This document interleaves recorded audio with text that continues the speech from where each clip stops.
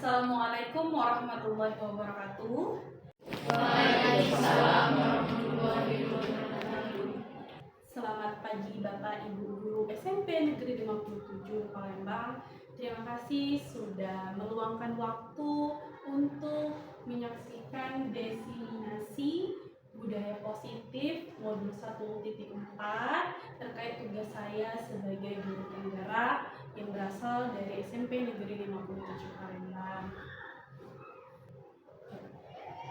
Adapun profil saya yaitu sebagai guru penggerak angkatan 11 yang berasal dari SMP Negeri 57 Palembang bersama Bapak fasilitator saya Pak Evi Arifi, kemudian ada Ibu Ari Hadiati sebagai pengajar praktik saya. Bapak Ibu Guru, hari ini adapun susunan agenda aksi nyata modul 1.4 saya ada 8 poin yang akan saya sampaikan. Yang pertama tentang perubahan paradigma belajar, kemudian disiplin positif, nilai-nilai kebajikan, kemudian ada motivasi, perilaku manusia, keyakinan kelas. Terus kita akan membahas kebutuhan dasar manusia, posisi kontrol guru, dan segitiga restitusi. Bapak Ibu Guru, sebelum kita memasuki apa itu paradigma perubahan yang baru, maka kita perlu tahu kenapa harus mewujudkan budaya positif. Budaya positif di sekolah kita itu perlu kita wujudkan dengan menerapkan macam-macam dari nilai-nilai kebajikan dan pasal. Selain itu juga kita harus menanamkan dulu budaya disiplin positif sehingga budaya-budaya positif itu bisa terwujud atau tercipta di sekolah kita secara konsisten. Nah, untuk mencapai itu semua kita harus tahu dulu nih perubahan paradigma baru apa yang harus kita jalankan. Bapak Ibu Guru kan sudah tahu nih bahwa pembelajaran kita itu ada 2 jenis, yaitu pembelajaran berpusat pada murid dan pembelajaran berpusat pada guru. Nah, pembelajaran yang mana yang sekiranya memenuhi atau dapat membantu mewujudkan budaya positif tersebut? Pembelajaran yang dapat membantu mewujudkan budaya positif tersebut yaitu dengan kita merubah paradigma kita, pembelajaran yang berpusat pada guru berubah menjadi berpusat pada murid. Nah, perubahan paradigma belajar ini merupakan pembelajaran dengan paradigma baru yang tadi sudah saya katakan bahwa pembelajarannya itu tidak lagi berpusat pada guru, tapi pembelajaran yang memusatkan murid.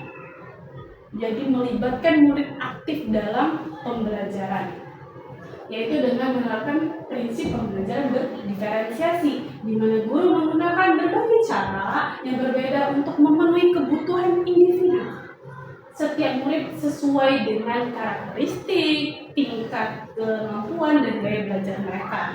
Nah, berdasarkan tahap perkembangan sesuai dengan teori psikologi modern. Untuk mencapai itu semua, tujuannya untuk apa? Untuk kita menerapkan profil belajar Pancasila, yaitu beriman bertakwa kepada Tuhan Yang Maha Esa, berakhlak mulia, mandiri, berkebinekaan global, gotong royong, kritis dan bernalar kritis dan kreatif. Nah, jika perubahan paradigma ini kita bisa jalankan dengan baik, maka kita sudah menjalankan atau mewujudkan sekolah dengan menerapkan profil belajar Pancasila. Selanjutnya, ini berhubungan dengan suatu kontrol kita sebagai seorang guru. Bapak Ibu, di sini ayo kita coba untuk menjadi si A yang mengepalkan tangan dan si B itu dengan berbagai cara untuk membuka kepalan tangan si A. Nah, siapa kira-kira orang yang sangat berperan dalam melakukan yang dapat membuka kepalan tangan tersebut? Ataukah si A ataukah si B? Oke. Ini semua tergantung dengan siapa yang memegang kendali. Yang memegang kendali atau kontrol itu biasanya siapa? Diri kita sendiri. Nah, seperti itu juga sebagai seorang guru. Seorang guru tidak bisa mengontrol murid, dan seorang murid pun tidak bisa harus terus-menerus dikontrol. Oleh karena itu, ini menunjukkan bahwa tidak ada yang bisa mengontrol diri kecuali diri kita sendiri. Tuh. Jadi si A tidak akan membuka kepalan tangannya jika si B tidak bisa membuka kepalan tangan si A kalau A tidak mengizinkannya. Tuh. Hal ini berhubungan dengan teori kontrol yang hasilnya kita sendiri yang memegang kontrol atas kepalan tangan. Apakah kita akan membuka ataukah akan tetap menutup kepalan tangan kita, tergantung pada keputusan kita masing-masing sesuai dengan keinginan dasar kita. Nah, kepalan tangan tadi itu merupakan teori kontrol yang miskonsepsi yang beredar di kita. Menurut William Glasser, miskonsepsi dari teori kontrol itu ada empat. Yang pertama, ilusi bahwa guru mengontrol murid. Jadi di sini guru tidak bisa memaksakan murid untuk mengikuti kehendaknya. Kemudian ada ilusi bahwa penguatan positif itu efektif dan bermanfaat. Jadi belum tentu penguatan positif itu akan efektif selamanya dan bermanfaat jika itu masih dikontrol oleh guru tersebut. Kemudian ilusi bahwa kritik dan membuat orang merasa bersalah dapat menguatkan karakter. Nah, menggunakan kritik dan rasa bersalah untuk mengontrol murid itu menuju pada identitas kegagalan.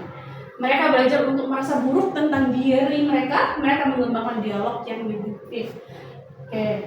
Kemudian ilusi bahwa orang dewasa memiliki hak untuk memaksa. Jadi kita itu terkadang berpikir bahwa aku orang dewasa nih bisa, kamu yang masih kecil harus menurut dengan saya, tanpa kita melihat bahwa mereka punya kebebasan untuk memilih. Tuh. Sehingga hal ini akan berefek jangka pendek karena kita memaksakan bahwa apa yang kita inginkan sebagai orang dewasa harus diikuti oleh anak-anak sebagai orang yang masih kecil.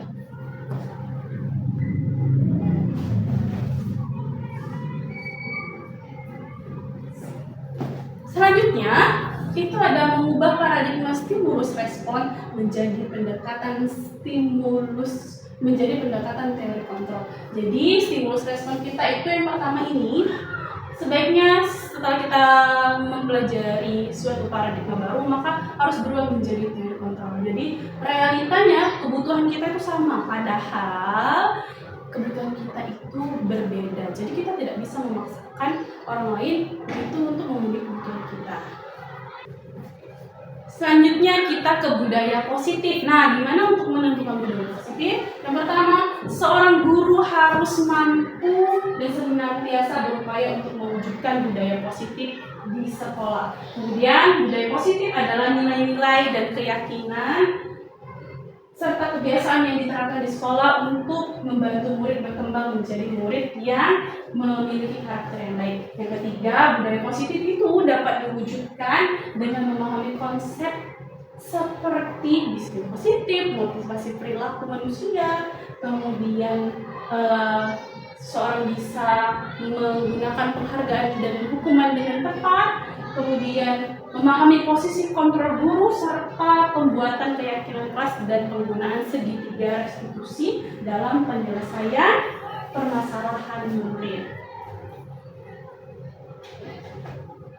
Jadi untuk mewujudkan budaya positif kita harus tahu dulu nih disiplin positif itu apa. Disiplin positif itu adalah cara penerapan disiplin yang mengajarkan anak bertanggung jawab dan menumbuhkan kesadaran diri mereka berdasarkan nilai-nilai kebijakan universal. Tujuan dari disiplin positif yaitu untuk menanamkan motivasi ketiga pada murid. Motivasi apa yang ketiga pada murid? Yaitu untuk menjadi orang yang mereka inginkan dan menghargai diri sendiri serta nilai-nilai yang mereka percaya. Nah, ketika murid memiliki motivasi tersebut, mereka telah memiliki motivasi intrinsik, yaitu motivasi dari diri mereka sendiri yang berdampak panjang. Motivasi yang tidak akan terpengaruh oleh hukuman maupun dia mendapatkan penghargaan ataupun dengan orang-orang tertentu. Kemudian, mereka akan tetap berperilaku berdasarkan nilai-nilai kebajikan karena mereka ingin menjadi orang-orang yang menjunjung tinggi nilai-nilai kebajikan, universal, menghargai diri sendiri, dan mencapai satu tujuan yang mulia seperti itu. Sekarang kebajikan. Sekarang kita membahas nilai kebajikan universal itu apa? Nilai-nilai ini sebenarnya itu sudah ada di siswa kita atau murid kita. kita dan di diri kita sendiri. Namun bagaimana kita tahu bahwa itu harus diwujudkan? Dengan cara kita mengetahui apa itu nilai-nilai universal, kebajikan universal. Nilai-nilai kebajikan universal adalah nilai-nilai kebajikan yang disepakati bersama, lepas dari suku, bangsa, agama, maupun latar belakangnya. Kemudian nilai-nilai ini merupakan payung besar dari sikap dan perilaku kita, atau nilai-nilai ini merupakan fondasi kita berperilaku. Nilai-nilai apa saja yang harus dimiliki seorang anak atau kita sebagai seorang guru? Pastinya sudah kita ketahui bahwa profil pelajar Pancasila itu termasuk nilai-nilai kebajikan yang harus kita tumbuhkan pada diri seorang anak. Apakah nilai-nilai kebajikan universal itu? Nah, selain profil pelajar Pancasila, nilai-nilai kebajikan universal yang sebenarnya itu sudah ada di murid-murid kita ataupun di kita sebagai seorang guru. Contohnya itu peduli, rajin, kemudian kebahagiaan, rasa hormat, tanggung jawab, kedermawanan. Nah, itu sebenarnya sudah ada, dan kita sebagai guru tugasnya bagaimana menumbuhkan nilai-nilai tersebut sehingga sekolah kita bisa menerapkan atau mewujudkan atau menciptakan budaya positif. Nah, untuk mewujudkan nilai-nilai itu biasanya itu bisa terwujud karena adanya motivasi. Motivasi perilaku manusia itu ada 3. Yang pertama, untuk menghindari ketidaknyamanan atau hukuman. Nah, biasanya siswa kita itu untuk melakukan sesuatu hal itu karena ngambil amannya saja. Bisa jadi dia menghindari hukuman dari gurunya, jadi dia melakukan sesuatu hal atau menumbuhkan nilai kebajikannya itu karena alasan untuk menghindari hukuman. Kedua, itu untuk mendapatkan imbalan atau penghargaan dari orang lain. Yang ketiga, itu menjadi orang yang mereka inginkan dan menghargai diri sendiri dengan nilai-nilai yang mereka percaya. Nah, dari 3 motivasi perilaku ini ada motivasi yang dari luar atau ada juga motivasi yang tumbuh dari dirinya sendiri. Bagian manakah itu? Motivasi yang tumbuh dari orang lain atau dipengaruhi oleh orang lain itu ada 2. Nih, motivasi untuk menghindari ketidaknyamanan atau hukuman, dan motivasi karena imbalan, untuk mendapatkan imbalan atau penghargaan dari orang lain. Nah, motivasi ekstrinsik atau yang berasal dari orang lain ini itu jangka pendek berlakunya atau bertahannya itu sangat singkat. Karena kalau orang itu tidak ada, bisa jadi hal itu tidak berlaku lagi ke orang lain, atau siswa itu akan berhenti berperilaku baik atau memunculkan nilai kebajikan yang tadi sudah kita bahas. Namun, jika siswa itu melakukan atas kehendak dirinya sendiri atau karena motivasi intrinsik yang tumbuh dari dirinya sendiri, maka mereka melakukan tersebut karena ingin menjadi orang yang mereka inginkan dan menghargai diri mereka sendiri dengan percaya akan nilai-nilai yang mereka percaya. Sehingga hal ini akan terwujud secara konsisten, atau mereka akan melakukan atau memiliki nilai-nilai kebajikan tadi atau berperilaku baik tadi untuk jangka yang panjang, meskipun dia berhadapan dengan guru-guru yang berbeda, teman-teman yang berbeda, maupun lingkungan yang berbeda.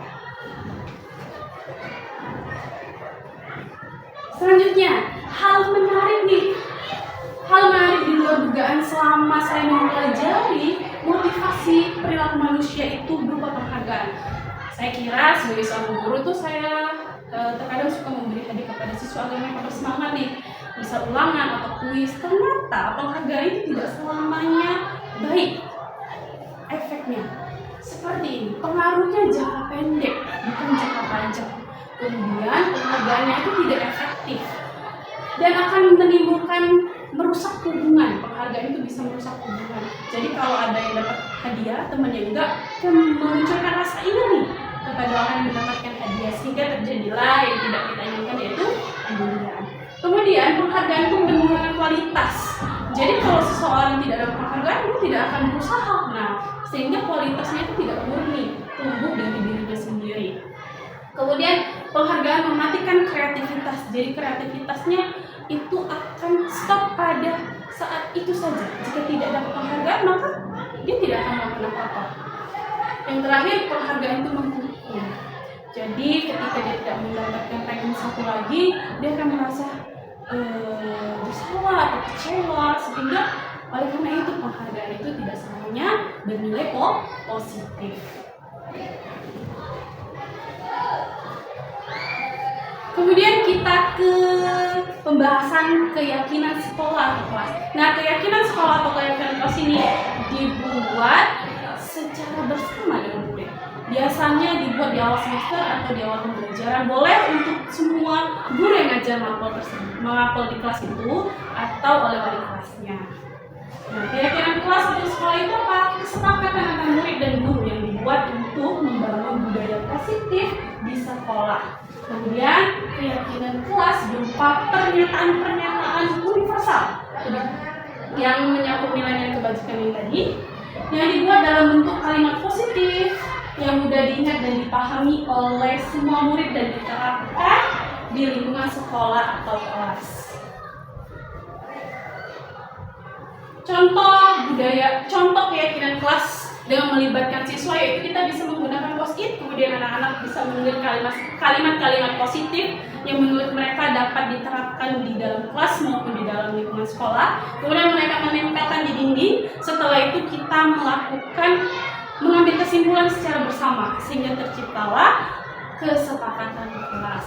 Nah, ini contoh yang hormat, bekerja, kebersihan, bisa juga sopan santun dan kalimat positif lainnya. Oke, Bapak Ibu, sebelum kita ke materi selanjutnya, kita ice breaking dulu ya. Di sini ada Marina menari di atas menara. Jadi kalau Marina tangannya itu di pinggang. Kemudian kalau menari tangannya itu di rentangkan. Kalau di atas tangannya di bahu. Kalau menara tangannya seperti ini. Tangannya seperti ini juga boleh. Jangan bergoyang-goyang. Jangan dibaletkan saja. Oke, jadi perintahnya itu ikuti apa yang saya katakan. Kalau saya bilang Marina, maka tangannya seperti ini. Menari seperti ini, di atas seperti ini, menara seperti ini. Kalau temponya cepat, berarti gerakannya juga harus cepat. Ayo kita coba dulu. Menari, menara, di atas, Marina. Oke. Saya kita dulu.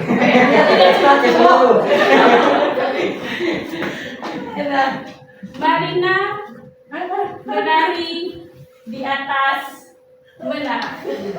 Di atas menara, Marina menari. Yeay. Kalau tempo yang cepat, coba. Aduh. Wow.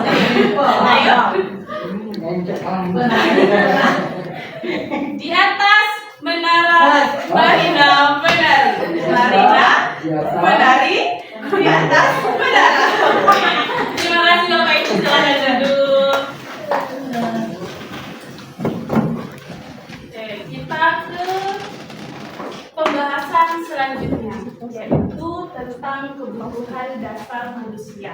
Nah, Bapak Ibu, sebagai seorang manusia, baik sebagai seorang guru maupun sebagai seorang murid, kita itu mempunyai kebutuhan dasar yang harus terpenuhi. Kebutuhan dasar ini bisa terpenuhi secara negatif maupun secara positif tergantung situasinya. Kita bahas nih. Apa itu kebutuhan dasar? Kebutuhan dasar manusia adalah segala sesuatu yang kita lakukan untuk dapat memenuhi keinginan kita. Seluruh tindakan yang dilakukan itu memiliki tujuan tertentu, dan semua usaha baik yang dilakukan untuk mencapai tujuan tersebut atau kebutuhan tersebut itu terpenuhinya dengan lebih baik atau tercapai harusnya lebih baik, seperti itu. Nah, anak-anak di sekolah itu punya kebutuhan dasar, sehingga ketika mereka melanggar nilai-nilai kebijakan yang sudah dibahas sebelumnya, yang tadi misalnya tanggung jawab, disiplin, percaya diri, atau sopan santun, maka mereka akan melanggar hal tersebut karena tidak terbutuhi kebutuhan dasarnya. Jadi ketika tidak terbutuhi kebutuhan dasar di rumah, maka mereka akan mencarinya ke siapa? Ke gurunya. Makanya kita akan menghadapi siswa-siswa yang tingkahnya luar biasa atau yang pendiam, ternyata dia menyimpan segala bentuk tindakan yang menurut kita tidak wajar untuk dilakukan, atau kebutuhan dasar tersebut bisa terpenuhi di sekolah juga dengan cara-cara yang positif. Contohnya mereka mengikuti ekstrakurikuler atau mereka nyaman belajar dengan gurunya. Nah, itu terjadi bisa di rumah maupun di sekolah. Apa saja kebutuhan dasar manusia itu? Kebutuhannya itu ada 5 ya Bapak Ibu. Kebutuhan dasar manusia yang pertama itu adalah bertahan hidup. Oke. Bertahan hidup itu terkait apa? Terkait makanan, pakaian, tempat tinggal, keamanan, dan kesehatan. Jadi kalau kebutuhan itu terpenuhi oleh kita ataupun siswa dengan baik, maka dia tidak akan mencari kemana-mana. Makanya kita pasti akan menemukan siswa-siswa yang nurut, adem, seperti itu kan. Tapi kalau kita ketemu siswa yang luar biasa perilakunya, misal nih tentang makanan, ada siswa A itu bawa bekal makanan, kemudian siswa B ini tidak dibawakan ibunya makanan atau bekal, dia tidak punya uang juga.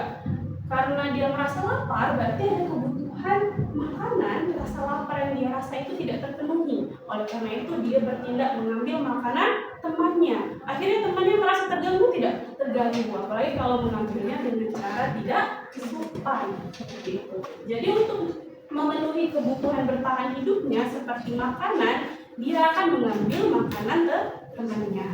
Kemudian yang kedua itu ada lopek-lopek, kira-kira apa ya? Itu ada kasih sayang dan rasa diterima. Nah, kasih sayang pasti semua orang butuh ya namanya kasih sayang. Kasih sayang itu bisa didapat di rumah, di sekolah dengan teman-teman atau lingkungan yang mereka temui. Nah, gimana cara mendapatkannya? Yaitu dengan mereka berkomunikasi dengan orang lain. Seperti itu. Jadi kasih sayang dan rasa diterima ini bisa seperti diperdulikan atau dia berbagi dengan temannya, kemudian kerjasama menjadi bagian kelompok tersebut. Tuh. Contohnya tadi yang si A membawa makanan nih, si B nggak bawa makanan. Nah, dengan dia membuat masalah tersebut, maka dia akan diperhatikan oleh gurunya karena temannya tadi yang membawa makanan melapor ke gurunya. Akhirnya dia ditanya kenapa dia nggak bawa makanan. Nah, di situ dia berusaha memenuhi kebutuhan kasih sayang dari seorang guru. Terus guru tersebut nanti manggil orang tuanya nih. Nah, jadi orang tuanya jadi tahu kan apa perilaku anaknya di sekolah. Kemudian orang tuanya pun memberikan rasa kasih sayang tersebut. Nah, dengan cara seperti itu dia bisa memenuhi kebutuhan kasih sayang dan rasa diterima. Apakah kita pernah menemukannya di kelas? Nah, tindakan apapun yang dilakukan anak-anak, misalnya dia jahil ataupun berkata tidak baik, berarti dia butuh dipenuhi rasa kasih sayang tersebut. Kemudian yang ketiga itu ada penguasaan. Penguasaan itu pengakuan atas kemampuan yang dimilikinya. Kemampuan seperti apa? Kemampuan untuk mempunyai harga diri tinggi pastinya, kemudian menjadi orang yang kompeten dan terampil, diakui prestasinya, diakui keterampilan yang dia miliki, kemudian dia juga ingin dihormati. Nah, orang-orang atau anak-anak yang mempunyai atau berkeinginan kebutuhan dasar penguasaan yang ini tinggi, maka mereka akan bekerja secara sistematik. Maka kita ketemu siswa yang rapi nulis, kalau dia nggak ranking dia merasa kecewa, atau dia ketika menjawab salah itu dia merasa kecewa, merasa ya aku nggak melakukan yang terbaik nih. Berarti dia itu merasa bahwa kebutuhan penguasaannya itu tidak terpenuhi. Nah, kebutuhan penguasaan ini juga ada yang positif, ada yang negatif. Yang positif tadi misalnya, oh hari ini saya dapat ulangannya kecil nih, harusnya saya jadi lebih baik, oh berarti saya harus belajar. Oleh karena itu dia bisa mencapainya dengan nilai-nilai positif yang lainnya. Namun, kalau dia kebutuhannya itu tidak terpenuhi, dia bisa juga melakukan hal yang negatif. Contohnya, dia membuli temannya merasa terganggu, dia senang merasakan hal tersebut, atau dia merasa menjadi penguasa di kelas. Jadi temannya nurut, belikan aku jajan, dia nurut tuh. Nah, dia senang merasakan hal seperti itu karena dia merasa kebutuhan penguasaan pada dirinya itu terpenuhi dengan membuat diri dia merasa menjadi hebat di antara teman-teman yang lain. Selanjutnya itu yang keempat ada kebebasan. Kebebasan itu kebutuhan akan pilihan. Seperti apa? Seperti mereka merasa mandiri, kemandiriannya ada, kemudian memiliki pilihan, suka mencoba hal-hal baru, terus mampu mengendalikan dirinya atau seseorang. Nah, jadi anak-anak yang memiliki kebutuhan kebebasan yang tinggi, maka mereka akan memenuhinya dengan melakukan tindakan-tindakan mencoba-coba hal yang dia sukai. Itu adalah hal yang positif. Kalau negatifnya, dia juga akan mencoba-coba menjahili temannya. Untuk apa? Untuk kesenangan dirinya sendiri. Ada kan anak-anak yang suka memanggil nama orang tua temannya. Temannya merasa terganggu. Ya bu, dia ngerti aku, gitu. Tapi dia merasa senang melakukan tersebut karena menurut dia hal itu adalah hal yang lucu. Jadi kebutuhan dia atau kebebasan itu terpenuhi. Nah, contohnya lagi misalnya seorang anak ketika MPLS kan ada penampilan ekstrakurikuler ya. Ada banyak tuh di 57 ekstrakurikulernya. Contohnya misalnya dia melihat drum band, dia merasa tertarik tanpa dipengaruhi kakak kelasnya, tanpa dipengaruhi pembinanya, wali kelasnya, dia memilih ingin masuk ke ekstrakurikuler drum band atas pilihannya sendiri. Kemudian dia mencoba, bisa nggak ya saya itu kayaknya menarik nih ekskul ini, makanya dia memilih untuk memenuhi kebutuhannya positifnya dengan pilihannya sendiri tanpa pengaruh dari orang lain. Tapi kalau pengaruh dari orang lain, kebebasannya itu contoh yang tadi bawa makanan, ibunya udah bawa bekal misalnya nih, bekalnya mie goreng terus, temennya ada yang bawa pizza, ada yang bawa nugget. Nah, karena dia butuh memenuhi kebutuhan coba-coba atau pilihan, makanya dia comot makanan temennya tanpa izin. Itu kembali lagi pasti dia kebutuhan dasar yang lainnya juga bakal terpenuhi dalam sikap yang negatif. Seperti itu. Selanjutnya ada kesenangan. Kesenangannya itu kita pasti ketemu siswa yang suka bermain, tertawa, melucu, sering sekali. Jadi kodrat seorang anak itu memang bermain ya, Bapak Ibu. Kita juga kalau dikasih permainan senang kan, tapi di sini anak-anak yang butuh kebutuhan dasar kesenangannya itu tinggi, maka dia akan menikmati apa yang dia lakukan. Contohnya jam istirahat, dia tidak peduli asal apa, yang penting saya senang nih main bola di lapangan. Setelah itu dia semangat lagi, pas masuk kelas dia merasa lelah, ketemu lagi pelajaran yang tidak dia sukai. Nah, dia milih apa? Akhirnya dia keluar kelas, senang dia keluar kelas, berarti dia memenuhi kebutuhan kesenangannya dengan cara yang negatif. Tapi kalau dengan cara positif, seperti dia menikmati main futsal seperti itu, atau dia ketemu guru yang menurut dia senangi, jadi dia mengerjakan berbagai bentuk soal itu maupun sulit, itu dia suka. Ya, jadi dia enjoy dalam kelas tersebut, dia aktif bertanya pada gurunya tanpa mengganggu teman lain. Oke, itu adalah 5 dasar kebutuhan manusia baik yang kita butuhkan maupun murid-murid kita butuhkan. Nah, 5 dasar ini jika tidak terpenuhi pada murid, makanya dia akan membuat ulah di sekolah. Nah, kemudian bagaimana ketika murid itu membuat ulah di sekolah? Maka sebagai guru kita harus tahu apa itu posisi kontrol seorang guru. Nah, di sini saya setelah mempelajari modul 1.4 tentang budaya positif, ternyata semua posisi kontrol ini pernah saya lakukan, dan mungkin sekarang kita sebagai guru itu memang harus belajar perlahan meninggalkan posisi-posisi yang ternyata itu berefek tidak baik untuk anak-anak.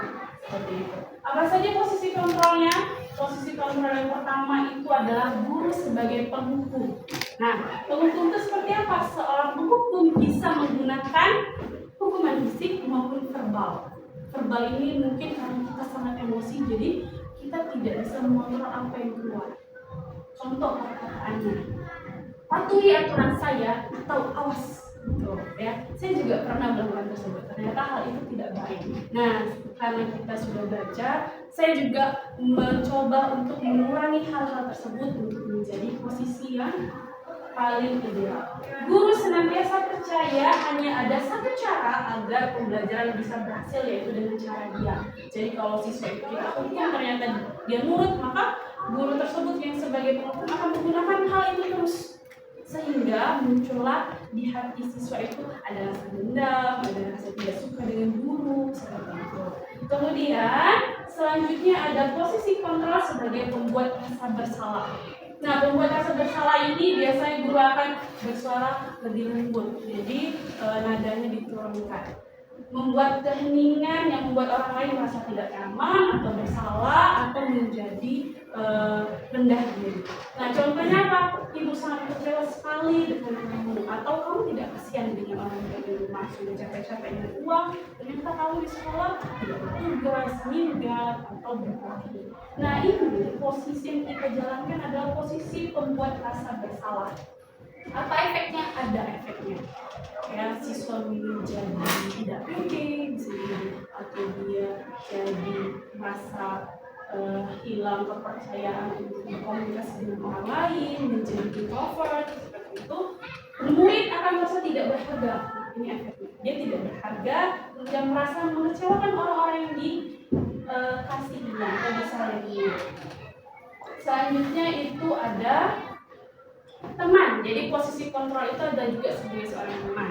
Nah, jadi seorang guru itu di sini saya lihat banyak juga guru yang menjalankan sebagai posisi teman. Apakah baik? Baik. Apakah ada efek buruknya? Ada. Ya. Jadi posisi teman ini guru bisa berdampak negatif maupun positif. Positifnya di sini berupa hubungan baik yang terjalin antara guru dengan murid.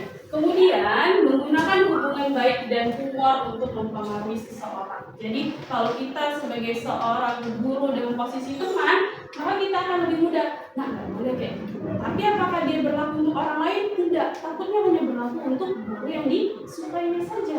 Contohnya, ayo ingat tidak bantuan bapak sama ibu. Kemudian ya sudah, kali ini tidak apa-apa, nanti ibu bantu bereskan. Jadi siswanya itu menjadi manja juga bisa, ya, negatifnya tergantungan pada guru tersebut. Selanjutnya, posisi sebagai pemantau atau monitor. Secara tidak sadar kita juga pernah menjadi atau menjalankan peran sebagai pemantau. Seorang pemantau sangat mengandalkan perhitungan, catatan data yang dapat digunakan sebagai bukti atas perilaku seseorang. Posisi ini akan menggunakan stiker atau slip catatan atau daftar cek. Posisi pemantau sendiri berawal dari stimulus respon yang tadi sudah dijelaskan, yang menunjukkan tanggung jawab guru dalam mengontrol muridnya. Contohnya apa? Apa yang kamu lakukan? Konsekuensinya apa? Sanksinya apa? Jadi kalau siswa terlambat, kita itu bisa menjadi pemantau atau sedang menjalankan peran sebagai pemantau. Jadi apa hukumannya kalau telat? Bersihin lapangan, Bu. Maka kita akan mengawasi dari sini dia bersihin lapangan. Ya. Selanjutnya yang terakhir ini adalah posisi sebagai manajer. Posisi sebagai manajer ini guru berbuat sesuatu itu bersama dengan murid. Jadi ada dua arah, tidak satu arah. Terus mempersilahkan murid mempertanggungjawabkan perilakunya, mendukung murid agar dapat menemukan solusi atau permasalahannya sendiri. Contohnya, apa rencana yang akan kamu lakukan untuk memperbaiki hal ini? Seperti itu. Tugas seorang manajer bukan untuk mengatur perilaku seseorang, tapi dia itu membimbing anak-anak atau muridnya untuk mengatur dirinya atau menemukan solusi dari tingkah yang dia lakukan atau masalah yang dia buat. Nah, untuk lebih jelasnya, mari kita tonton video ilustrasi terkait posisi kontrol yang terjadi.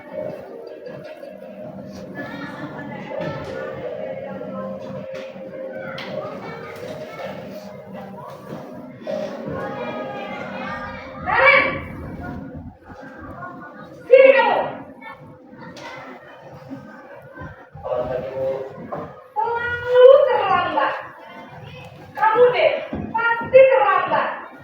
Maaf Bu, saya Apa? Apa coba? Alasan kamu apa lagi? Kapan sih kamu tidak terlambat? Malas sekali ya kamu jadi anak. saya Dasar pemalas. Gak kapok-kapok sih kamu. Sudah berapa kali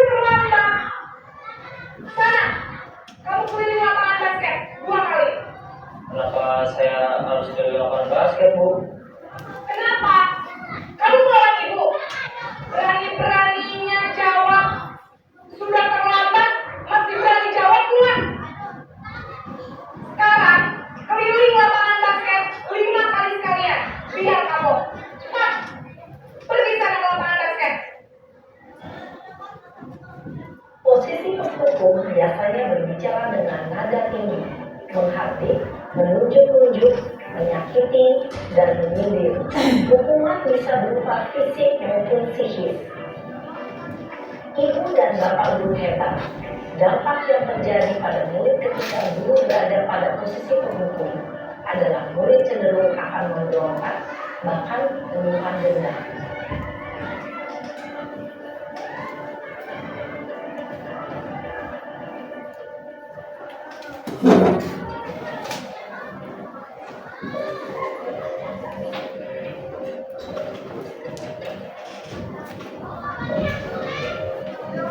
Naren!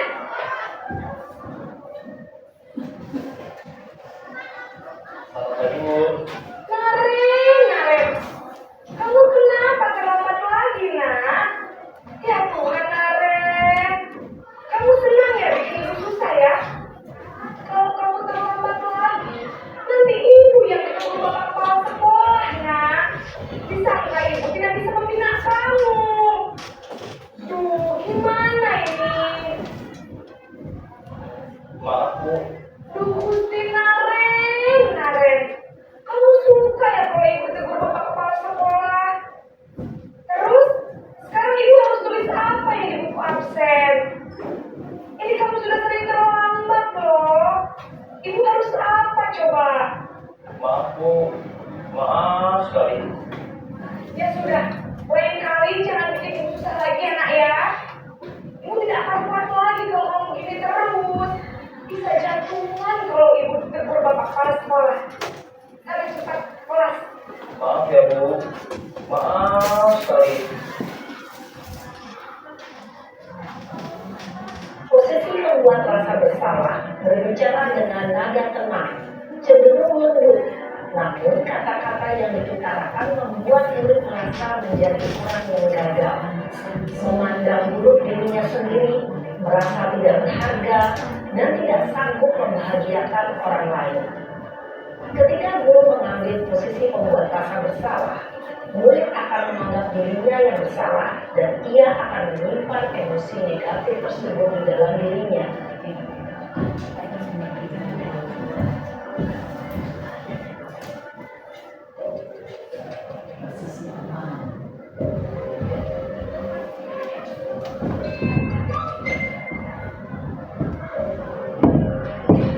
Naren!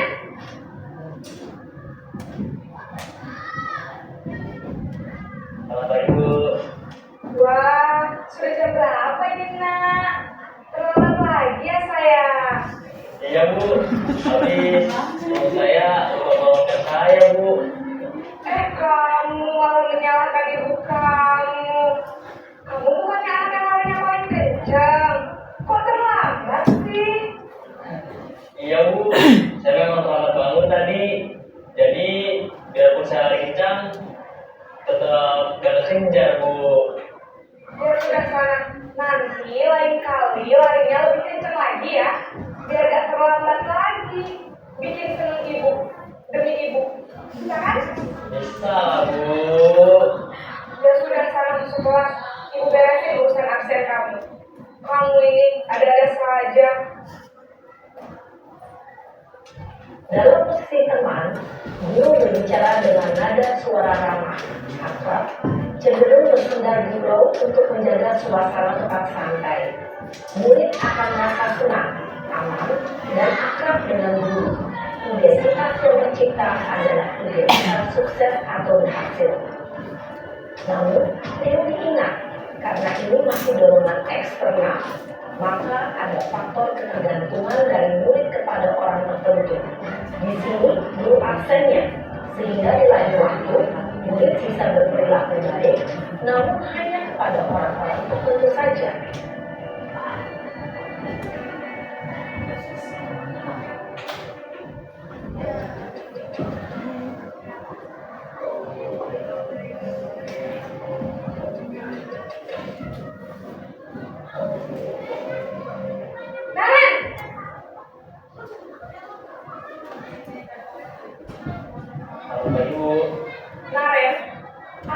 peraturan sekolah kita tentang jam berapa kita harus masuk sekolah, nak?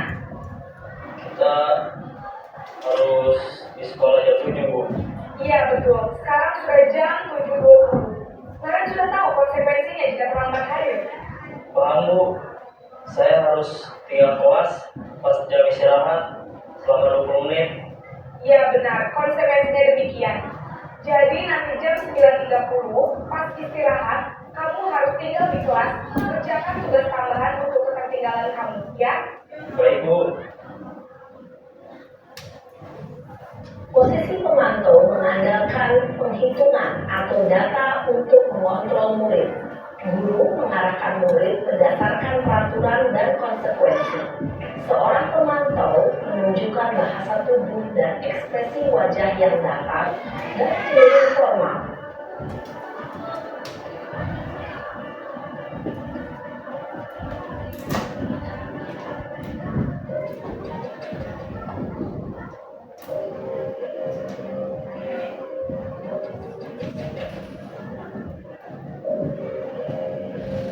Naren!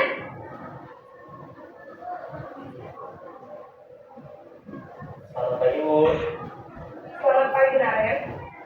Maaf, Bu. Saya terlambat. Iya, sekolah masuknya jam 7, sekarang sudah jam 7.20. Jadi sekarang bagaimana ini, Naren? Maaf, Bu. Saya lupa setel alarm saya semalam. Baiklah, menurut kamu, keyakinan sekolah yang mana yang perlu kamu tingkatkan? Menghargai diri sendiri dan orang lain mungkin, ya, Bu. Setuju. Jadi, apakah Naren meyakini prinsip saling menghormati tersebut? Iya, Bu. Saya meyakininya. Apakah Naren bersedia memperbaiki masalah keterlambatan ini? Bersedia, Bu. Bagaimana kamu akan perbaiki masalah keterlambatan ini? Saya akan coba untuk tidak lupa menyetel alarm saya, Bu. Baik, kalau Naren lupa menyetel alarm di rumah, ada orang yang kira-kira bisa bantu mengingatkan tidak? Ada, Bu. Kakak saya, Kak Emma. Ada lagi selain Kak Emma? Selain Kak Emma, ada ibu saya. Baik, jadi yang mengingatkan Naren adalah Kak Emma dan ya. Kira-kira akan mulai start alarm kapan nih, Naren? Setelah pulang sekolah, akan segera saya lakukan. Baik, jadi Naren akan setel alarm untuk bangun besok pagi dan akan diingatkan oleh kakak dan ibu dan Naren ya. Ada lagi yang mungkin perlu dilakukan, Naren? Agar tidak terlambat bangun lagi. Tidak ada, Bu. Baik, Naren. Terima kasih untuk kerjasama kamu. Sekarang kamu perlu kembali ke kelas untuk belajar. Baik, Bu. Terima kasih. Posisi manajer adalah posisi kontrol yang disarankan untuk membimbing murid memiliki sikap disiplin yang positif, yaitu murid yang mandiri, bertanggung jawab, dan dapat memecahkan masalah. Tujuan dari posisi ini adalah agar murid dapat berefleksi atas tindakannya. Guru akan dengan tulus memberikan pertanyaan-pertanyaan bermakna, sehingga membuat murid dapat belajar dari kesalahannya dan mencari sebuah solusi untuk menyelesaikannya. Ibu dan Bapak guru hebat. Oke. Sudah kita tonton ilustrasinya, jadi menurut Bapak Ibu, posisi mana yang paling sering kita mainkan? Silahkan dijawab sendiri, saya pun punya jawabannya sendiri. Tapi dari posisi-posisi itu, tidak mengapa sudah kita lakukan, namun baiknya harus ada yang diperbaiki jika itu ternyata belum tepat. Oleh karena itu, kenapa kita belajar ini supaya kita bisa memperbaiki dan tidak memandang dari sudut kita doang atau sudut kita saja, tapi kita bisa memandang dari sudut murid kita juga. Nah, posisi mana yang menurut Bapak Ibu paling ideal untuk dilakukan oleh seorang guru?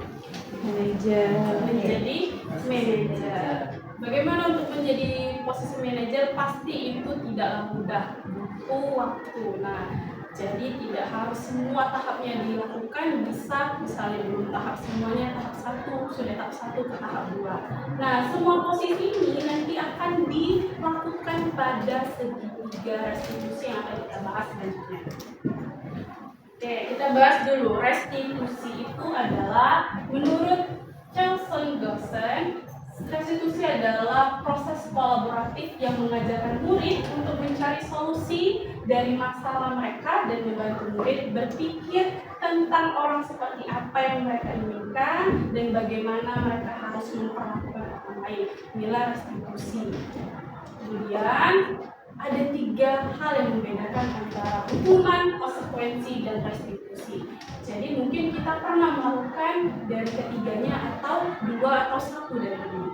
Kayak hukuman itu biasanya tidak terencana, jadi tiba-tiba sesuai dengan tindakan murid yang mereka lakukan. Kemudian murid tidak tahu apa yang terjadi atau tidak dilibatkan dalam menentukan hukuman yang akan mereka dapatkan. Kemudian hukuman ini bersifatnya satu arah dan berupa hukuman bisa fisik ataupun psikis. Kemudian konsekuensi ini terencana, kemudian disepakati sesuai peraturan, murid tetap dibuat tidak nyaman karena konsekuensi yang akan dijalankan oleh murid tersebut. Kemudian sikap guru selalu memonitor murid. Namun kalau restitusi itu proses menciptakan murid memperbaiki kondisi kesalahannya. Nah, proses yang mengajarkan murid untuk mencari solusi sendiri dengan kolaboratif dengan siapa? Dengan gurunya, baik guru kelasnya maupun guru mapel kalau dia berbuat salah dengan guru mapel atau dengan guru BK. Oke, semua ini kita jalankan itu di segitiga restitusi. Apa itu? Suatu proses dialog yang dijalankan oleh guru atau orang tua agar dapat menghasilkan murid yang mandiri dan bertanggung jawab. Nah, ada 3 tahapan dari segitiga restitusi yang bisa kita jalankan. Tahapan yang pertama itu namanya menstabilitaskan identitas. Jadi enggak kita ambil siswanya langsung kita marahin, enggak. Tapi kita lewati dulu nih stabilitas identitas, yaitu berdasarkan prinsip stabilitas identitas itu membuat kesalahan adalah bagian dari proses pembelajaran. Jadi kita stabili dulu identitasnya bahwa dia itu kalau membuat kesalahan merupakan bagian dari proses pembelajaran dan berharap dia akan memperbaikinya. Kemudian berperan menggeser identitas murid dari identitas gagal ke identitas sukses. Selanjutnya jangan mengkritik murid yang sedang mengalami identitas kegagalan. Pertanyaan atau pernyataan yang bisa diajukan oleh seorang guru ketika melakukan segitiga restitusi yang pertama yaitu bisa dengan kata-kata membuat kesalahan itu sesuatu yang wajar untuk memancing cerita apa yang terjadi di balik itu. Kemudian manusia itu tidak ada yang sempurna, jadi kesalahan itu harusnya seperti ini. Terus kita bisa memperbaiki masalah ini. Lalu tahap kedua, memvalidasi tindakan yang salah. Jadi biasanya kan bapak ibu guru kalau manggil anak-anak yang bermasalah masih ditanya, kenapa kamu melakukan ini? Apa alasannya? Coba ibu tanya. Nah itu bapak ibu sudah menjalankan memvalidasi tindakan yang salah. Jadi perilakunya itu berupaya memenuhi suatu kebutuhan yang tertentu. Kemudian guru akan bergeser dari pemikiran stimulus respon yang tadi menjadi proaktif. Kemudian pertanyaan yang diajukan, kamu bisa aja melakukan hal yang lebih parah dari itu. Misal dia membantu temannya atau dia membalas gangguan temannya. Membalasnya bisa dengan kata-kata, tapi ternyata dia tidak membalas dengan hal yang misalnya fisik ditonjok. Nah itu adalah suatu hal yang lebih baik. Kemudian yang ketiga itu adalah menanyakan keyakinan kelas, karena kan kita sudah membuat keyakinan kelas di awal semester atau awal pembelajaran setiap guru atau wali kelasnya dan keyakinan sekolah. Maka ketika siswa melakukan kesalahan di tahap keyakinan kelas itulah kita mengkonfirmasi. Saat perilaku telah divalidasi dan identitas sukses telah stabil, maka murid telah siap mengaitkan keyakinan yang sudah mereka sepakati dengan tindakan yang salah. Contoh pertanyaan pernyataan yang keluar adalah nilai-nilai apa yang sudah kita sepakati, seperti ilustrasi video terkait posisi manajer. Gurunya menanyakan keyakinan sekolah apa yang sudah kita jalani seperti itu. Oke. Ini adalah ilustrasi dari keyakinan segitiga restitusi. Ketika ada siswa yang merasa dirugikan di kelasnya, dia menghadap gurunya. Di sini guru tersebut berusaha untuk menstabilkan identitasnya dulu, kemudian menanyakan apakah validasi yang salah. Tidak ada informasi apa? Ya aku marah lah. Aku udah minta TK di depan kelas. Banget. Oh, kesalahan. Nah, ini pertanyaan terkait menstabilkan identitas. Kemudian pada saat itu kamu melakukan Ya saya Pertanyaan mereka validasi coba tindakan ini. saya tak bisa dia dengan teman lain. oh gitu. Tapi kamu melakukan seperti itu karena suatu alasan tertentu kan? Iyalah, saya diam saja pak. Ya saya bela diri lah. Masa saya dituduh tukang fitnah? Ya wajar lah. Mempertahankan harga diri itu sesuatu yang penting buat kamu. Untung kamu tidak berpikir lagi. Hanya mentah-mentah. Ya pak. Itu saya masih bersabar dan hanya menghadap saja. Namun padahal saya masih bela diri lah. Ya pasti ya. Tapi kamu memilih untuk tetap bertahan dan bersabar. Kamu memilih untuk tidak berbuat lebih parah lagi.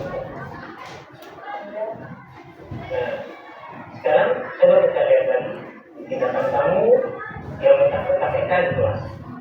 Tindakan kamu itu kira-kira sesuai dengan keyakinan kelas atau Ini ini kamu? pertanyaan terkait menanyakan keyakinan kelas meskipun dia membela dirinya. Jadi keyakinan atau prinsip mana yang sesuai dengan keinginan kamu? Ya saya punya Dari video tersebut, posisi apa yang sedang dimainkan oleh Bapak Guru tersebut ketika menjalankan segitiga restitusi? Jadi ada 5 segitiga apa? Pemantau, teman, Manajer. atau manajer. Jadi di manajer itu secara tidak langsung sudah menerapkan segitiga restitusi. Selanjutnya, apakah kita pernah melakukan tahapan tersebut meskipun tidak menyeluruh? Pasti pernah, meskipun kita hanya memvalidasi tindakan yang salah. Jadi sebenarnya kita sudah menjalankan itu semua, namun lebih baiknya jika ketiga-tiganya itu kita jalankan dengan baik. Kemudian, nah hal-hal yang perlu diperhatikan dalam segitiga restitusi itu, perilaku yang salah perlu dikaitkan dengan nilai-nilai atau keyakinan-keyakinan yang telah kita sepakati, yaitu nilai-nilai kebajikan universal tadi. Kemudian kesediaan orang yang melakukan kesalahan untuk memperbaiki masalah itu dibutuhkan. Selanjutnya pemecahan masalah sebisa mungkin relevan atau memiliki hubungan dengan masalah yang ada. Jadi tidak mengaitkan dengan masalah-masalah yang lain. Fokus pada masalah itu saja. Kemudian perlu adanya suatu usaha perbaikan dari diri orang yang melakukan kesalahan tersebut, sehingga bisa murid tersebut menjadi murid yang lebih baik lagi. Nah, mari kita ingat kembali Bapak Ibu, tadi sudah kita pelajari tentang posisi kontrol guru. Ada berapa? Ada 5. Itu ada manajer, ada pemantau, kemudian ada apa lagi? Membuat rasa bersalah. Pembuat rasa bersalah, teman, dan yang pertama itu penghukum. Nah, kemudian kita sudah membahas tadi kebutuhan di dasar manusia. Yang pertama ada K, kira-kira Kebebasan. Kebebasan. Kebebasan. Coba kita lihat jawabannya apa benar? Kebebasan. Oke, ini random urutannya ya. Nah, ada T, ada N, ada U, kira-kira bertahan hidup. Apakah betul? Oke, betul. Bertahan hidup. Ya. Kita main tebak kata. Selanjutnya nah apa lagi lain tadi ada 3 apa ya? Kebebasan sudah, kesenangan. Oke, ada apa lagi? Ada S, D belakangnya. Kebutuhan akan rasa diterima. Iya, betul. Kasih sayang dan rasa diterima. Yang terakhir apa ya kira-kira? Aduh, lagi. Apa? Dan bertahan hidup.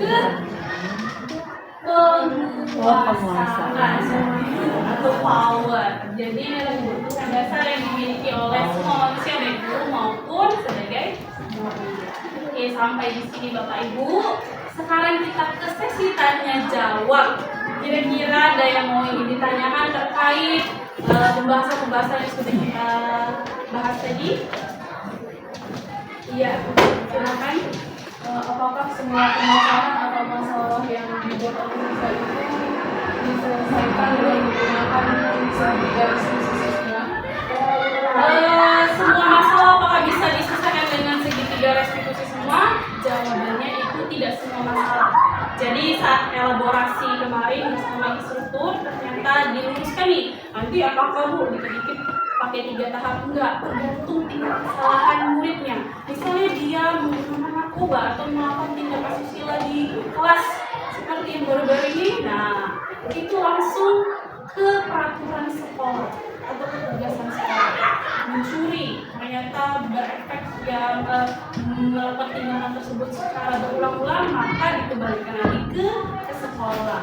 Jadi bisa misalnya sekolah bilang skornya udah memenuhi untuk dikeluarkan, maka siswa tersebut dikeluarkan. Jadi segitiga restitusi itu bisa dijalankan tergantung kondisi anaknya dan siswa itu bisa nggak untuk diajak memperbaiki. Tapi kalau dia mengulang terus, maka mohon maaf sekolah akan mengambil tindakan yang lebih tegas. Sampai di sini. Terima kasih untuk pertanyaannya, Nun.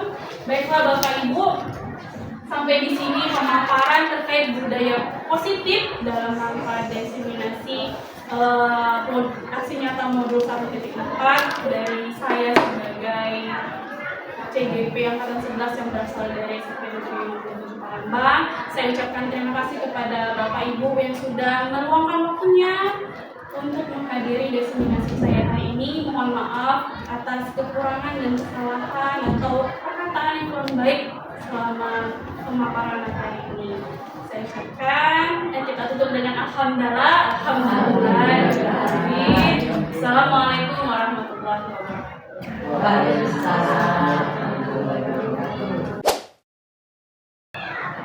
Assalamualaikum warahmatullahi wabarakatuh. Saya Magdalena, guru SMP Negeri 57 Palembang. Sebagai rekan dari Ibu Dwi Wulandari, CGP Angkatan 11 Kota Palembang. Adapun perasaan yang saya rasakan setelah menyaksikan diseminasi budaya positif yang dipaparkan oleh Ibu Dwi Wulandari, saya menyadari bahwa materi ini sangat menarik dan sangat bermanfaat bagi saya, sehingga saya mempunyai gambaran bagaimana menerapkan budaya positif di sekolah. Saya bisa menerapkan posisi kontrol yang terbaik bagi murid-murid saya dan bagaimana cara penerapan segitiga restitusi sehingga murid saya menjadi murid-murid yang mempunyai nilai yang universal yang baik, sehingga nantinya saya dapat membantu murid saya menjadi murid dengan profil pelajar Pancasila. Terima kasih.